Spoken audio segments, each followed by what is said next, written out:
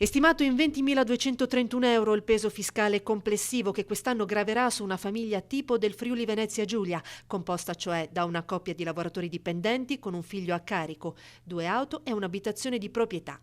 A renderlo noto l'ufficio studi della CGIA di Mestre, che precisa: inoltre in 9 casi su 10 le tasse e i contributi pagati anche dalle famiglie e dei lavoratori dipendenti vengono prelevati alla fonte, ovvero sono defalcati dalla busta paga lorda o sono inclusi negli acquisti quotidiani di beni e di servizi.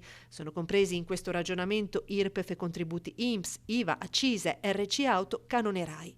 Solo in poco meno di un caso su 10, ossia il 3,2% dei 20.231 euro stimati, e il caso del pagamento di bollo auto e Tari, l'operazione avviene consapevolmente, attraverso cioè un pagamento cash oppure online. Quando le imposte e i contributi vengono riscossi alla fonte, afferma l'ufficio studi, l'operazione è astrattamente meno dolorosa perché avviene inconsapevolmente. Rispetto alle partite IVA, che in Friuli Venezia Giulia esercitano un ruolo importante, i lavoratori dipendenti hanno un rapporto diverso con le tasse.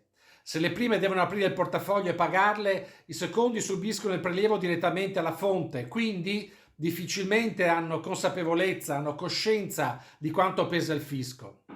Una cosa comunque sono tutti d'accordo: in Italia la pressione fiscale è eccessiva.